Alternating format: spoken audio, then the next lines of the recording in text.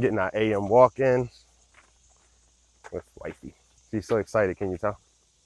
I'm so excited. It's Saturday, so finish another week in parenthood. Why are you putting the camera on me? I want you to answer the question. Okay. What is something that you're grateful for in parenthood this week? This week?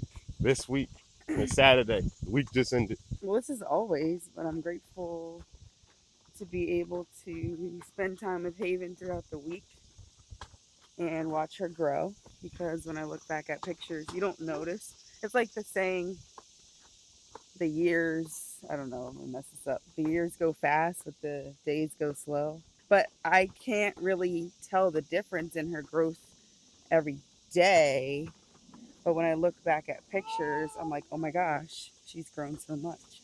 So I'm grateful to be a part of her life and witness that. And for me, I think this week I'm grateful for, um, I think really just our flexibility, our ability to be flexible. I think we wanted to make sure that we had structure early, but we come to realize that structure also means being able to pivot at certain points, um, and to make sure that we continue to spend time with each other. So I think that's been something that we've been intentionally doing and pursuing and planning for. So I'm grateful for that and the teamwork that we have. Peace. So we saw a post online that we wanted to discuss and share our feedback or perspectives on because we're in that season right now. So the question was, how do couples remain or continue to remain or keep their intimacy up as they have kids and avoid the roommate phase that couples traditionally go through as they start to have more and more children? So I'm gonna ask my wife, how have we been able to keep up our intimacy and avoid the roommate phase over the course of what, 8 months or so now? I think first and foremost, it's about being evenly yoked in Christ because you need a foundation. But if you have your foundation in Christ, you always have, you know, the I don't want to say set of rules, but you have um, something to keep you grounded, right? So we have found that structure in our life, and we realized, which I think is another big piece, like being able to pivot and adjust when things aren't going well for you. Also, keep up your relationship as well as parenting, because they're two different things, right? We are roommates and we need to focus on our relationship and our marriage because that's ultimately going to benefit Haven as well. I think we took a lot of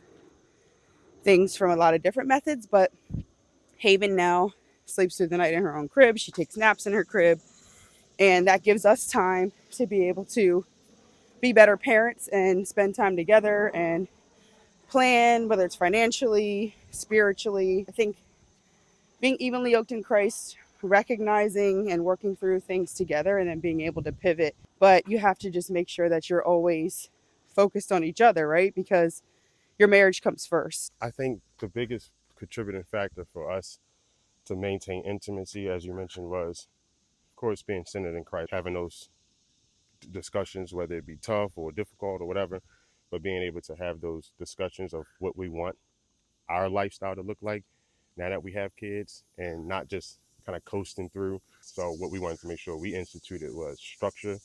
And, we had to have some tough conversations around it because we understood that there was no real opportunity for us to leave her because she just was not at that phase yet and we haven't trained her. So although it was difficult, I think that was a big part.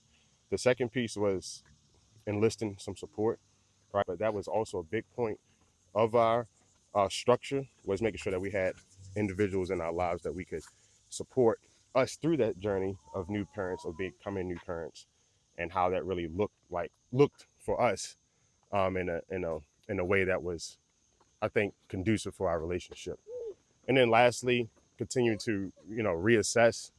Like we talk often about the same page, and then we'll pray about, our next move and ask God for that guidance. But it's because we're constantly communicating and being communicative. I think barriers that continue to be in a lot of people's mindsets, especially new parents that we talk to or just friends. I'm blessed that we have a communication style that we continue to grow in, but that was the biggest part, was the structure piece, having the support from family, and then more importantly, the communication. Hey, what's working, what's not working, to reassess.